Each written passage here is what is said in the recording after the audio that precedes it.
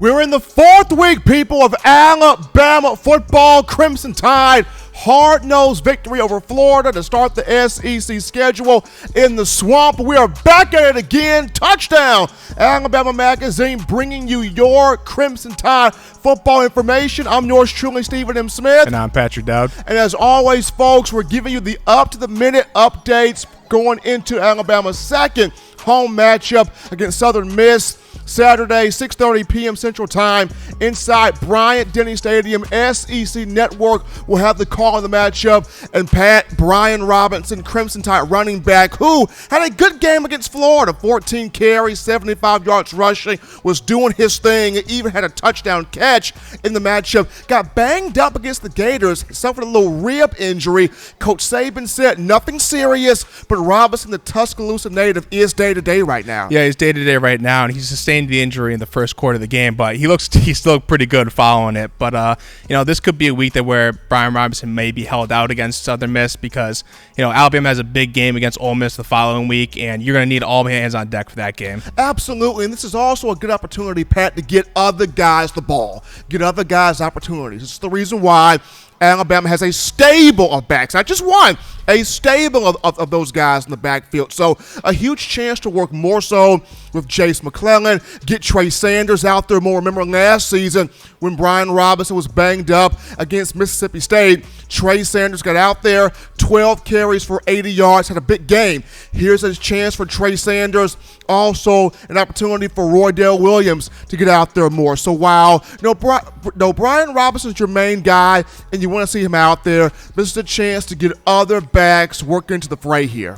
Yeah, and someone like Trey Sanders might be someone that Alabama needs to get going a little bit because they're always looking for depth, especially at that position, whether it's running the ball between the tackles or coming out of the backfield in the passing game. Because Jace McClellan displayed that even though it wasn't really going for him on the handoffs, he was a real threat out of the backfield with the picking up first downs with catches. So, I mean, just creating as much depth as possible is really what Nick Saban is looking for.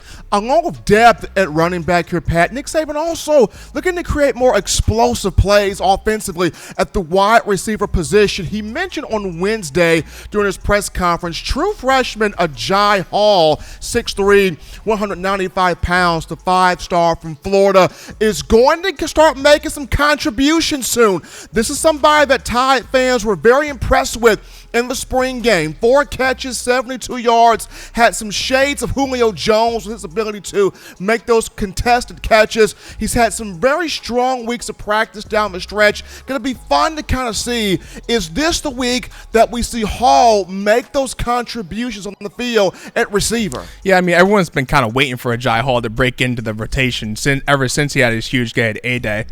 And, it hasn't happened yet for him, but he's had a couple, like Saban mentioned, he's had a couple good weeks of practice in a row, and Alabama really needs to get that explosive guy going. I know Jameson Williams had a couple long catches in the Miami game, but against Florida, the passing game was a little bit stagnant at times. Guys weren't creating a lot of separation. There were Bryce Young throwing in a couple of tight windows, just throwing it away. So this is an area that Alabama really needs to work on as it goes down the line this season. Coach Saban mentioned in the spring game, Pat, how Hall is a guy that's just an explosive wide receiver. You got to get him the ball, one of the bigger playmakers of this group. So hopefully this will be a matchup where he can get on the field, get some opportunities, make some plays. But as we look at here, Pat, this Southern Miss matchup, it's going to be more of that option game that Alabama saw with Florida on last week. Emory Jones pitching it out to whether it was Malik Davis or Naquan Wright or Damian Pierce, or even Emory Jones keeping the ball himself and running it. So another opportunity for this Alabama defense, and especially at linebacker, when you talk Christian Harris, Henry To'o, Drew Sanders, Will Anderson, to dissect this option attack a bit better than what happened last week. Yeah, I mean, and the good news is for this Alabama defense is Southern Miss doesn't have nearly the amount of talent that Florida does coming in out of the backfield. So it's going to be a good opportunity for guys like Henry To'o, Christian Harris, really that whole defensive front to really lock in and kind of correct some of the mistakes that they had a week ago against Florida, because I mean, as we go down the line here, if you can't stop the run, you're not going to win very many games. Absolutely. And not just those guys in the linebacker core, Pat, but also the defensive front. Another opportunity for guys like Fadarian Mathis, for DJ Dale, for Justin Boyd B, trying to get more of that defensive line rotation on the field to handle that option, to handle the quarterback, to handle the pitch man, and things of that nature. But this is also, Pat, a chance for Alabama's offense to open up that playbook a little bit more. You got to take on Ole Miss next week. I understand Nick Saban not overlooking anybody, the whole rat poison, but you look at this is a matchup for Bill O'Brien to, not only get Bryce more so on the attack and having those receivers, like you mentioned, Pat, create separation, but also fine-tune that balance. We saw against Florida when Alabama was able to run the football, big things happen, good things happen. When it got away from the run, that is where you saw Alabama become a bit more stagnant, forcing plays, 3 and outs, not sustaining drives, and that got the Florida crowd into the game, and that got the Florida offense to the game as well. So this week for Alabama, a mixture of, can it open the offense up, but can it still maintain that balance? Yeah, I mean, to me, they're not in a rhythm offensively, and I know there are some outside factors like the crowd and the penalties that kind of halted some of those offensive drives. But even before in the Mercer game, there was some early 3 and outs, the drop passes, guys not getting open, missed blocks. It doesn't look like they're in a total rhythm offensively, and if you're not in a rhythm or know what you're doing or have a solid game plan of attack when you're going into face an offense like Ole Miss, which is going to be a shootout, Alabama's defense isn't going to hold them to under 30 points, I don't think. I mean, you got to be able to score points. So I think the big emphasis in this game will be to kind of find that rhythm, go and gain some momentum offensively as it goes into the week after. Find that rhythm, maintain that balance, work and run and pass, and then also the communication of the offensive line. This is critical in this game because, like you mentioned, Pat, the lack of rhythm has started from against Miami, pressure getting to Bryce Young. Against Mercer, pressure getting to Bryce Young. Against Florida, pressure getting to the quarterback. So from Darian Dalcourt to the left tackle, Evan Neal, the right tackle, Chris Owens, you may even have to work in maybe some J.C. Latham, the freshman from IMG Academy down there at Florida on the offensive line. Bama's got to find some way to find a rhythm, to find some cohesiveness, to get some communication going across the board on an offensive line, because it all starts with Doug Marrone and his group protecting Bryce Young in the pocket, but also opening those opportunities for those backs. The offensive line's got to get going. Yeah, and we knew this was going to be a little bit of a work in progress. Alabama had to replace 3 starters along the line. Landon Dickerson by himself is a mouthful. Yeah, no, it's a lot. There's a lot of inexperienced guys. There's a lot of guys playing different positions than what they're being used to. But I mean, they've had some really good moments, some really good drives like this offense has had. But then they've had some where they're not winning their matchups, or they just kind of fall off a little bit. So it just kind of all goes back to, like you were saying, just got to find that consistency, find that rhythm as they go into this week. Now, prior to facing an Ole Miss team that knows exactly what its identity is, with Lane Kiffin as the head coach and what they've got Matt Corral and other parts of their offense, in a game against Southern Miss, I know this is a game more so we have to clean things up and fine-tune things and get things in order. But Pat, just like, what are you looking forward to seeing from this game, aside from the LED night feature, because it will be a night game in Bryant-Denny, but just fundamentally, what do you want to see on this weekend? I mean, I want to see the explosive plays, because this is the week to do it and to kind of tee up some of that on the offensive side of the ball. I'm looking to see Jameson Williams catch some long plays. I'm also looking to see Jaleel Billingsley get back involved in the offense. He's got to get more than one target in this game. I mean, I think like Nick Saban was said in his previous press conference, that he's doing the things he's supposed to be doing. He's working his way back in, and that's something that this offense could probably really need, because a season ago, Jaleel Billingsley averaged 15.9 yards per reception. That would be second on the team if those stats carry over to this year. So he's a big play generator in and of himself. I mean, look, the one pass he caught was 26 yards for a touchdown.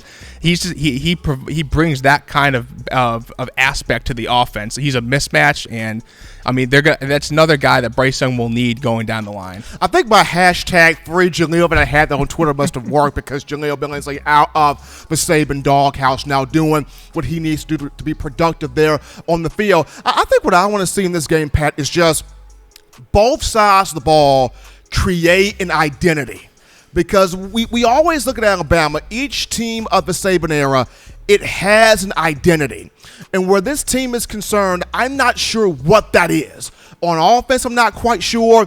On defense, I'm not quite sure. So for me, it's offensively, can it create an identity for itself? And then defensively, can it create an identity on that side of the ball as well? Other guys, aside from Will Anderson on the defensive front, stepping up more, making plays in not only stopping the option, but playing that relentless style of competitive, focused Alabama football. So for me, I want to see a team that create a full identity prior to hosting an Ole Miss team that knows exactly what it is in the following week. Yeah, that's a great point. All we've heard from the players this week is they want to get back to that Alabama standard of defense. And I don't think also people realize how young this team actually is. Nick Saban mentioned on Hey Coach that there's only 2 seniors in the team's leadership group.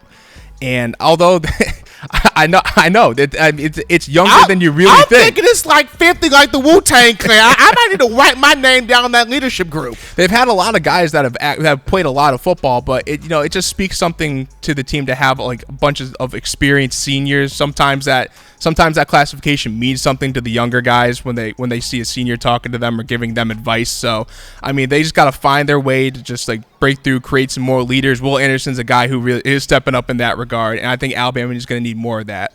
I think also with that, Pat, is the experience in terms of game experience. Like Alabama's got a lot of guys, classification, like you mentioned, they're juniors and seniors, but they don't have a lot of that game experience on the field that you need. So the Tide has had to look toward sophomores. It has to look towards juniors that maybe have more game experience. And those guys are having to speak more, are having to talk more than what they would normally like to. You know, a lot of those guys like to lead by example, but we've seen on recent championship teams of a Saban era, there have been those guys that spoke. There have been those guys that talk. When something's not going right, when something's not gelling right, some of those guys get in front of that team, they speak, they talk, they conversate. Look, if something ain't right, let's nip this thing in the bud, let's go, let's get this thing shaking and moving. So trying to find those guys, a little bit more difficult this time around for Coach Saban than in previous years, but Will Anderson's one of those guys. Hopefully they can find more of those guys moving forward. But, in this game, I'm not quite sure, Pat, what the point spread is. At this point, I don't even care what the point spread is. I'm trying to see a balanced Alabama team. But, how do you see this game folding out here? I mean, the spread's 45 points. I'm just going to say Alabama's going to cover. Southern Miss has been already held this season on offense to under 10 points twice to much lesser teams. So I think Alabama does cover. But like you were saying, I think fans are going to be much more interested in seeing cohesion on both sides of the ball as opposed to the scoreboard. I think I got Alabama covering as well. And like I mentioned before, if this team can create an identity where Bama fans can look at this, the coaching staff can look at this, most importantly, the players themselves can look at this and go, now we're ready for what's going to take place for the rest of the season. Because after Florida, it's only going to get harder. You got Ole Miss coming in. You've got Texas A&M on the road in Kyle Field. You have Arkansas that's improving under Sam Pittman. You have an LSU team. You have an Auburn team that's improving. So it's only going to get harder from here. If Alabama can go into the Southern Miss matchup, create an identity, create some cohesion, that's going to be really, really good for this program moving forward. But I got Alabama covering as well. But folks, as always, you got Alabama versus Southern Miss coming up Saturday, 6:30 p.m. Central Time, Bryant-Denny Stadium. SEC Network will have the call. For all of us here at Touchdown Alabama Magazine, I'm yours truly, Stephen Smith. And I'm Patrick Dowd. And you know what it is, folks. We got you next week.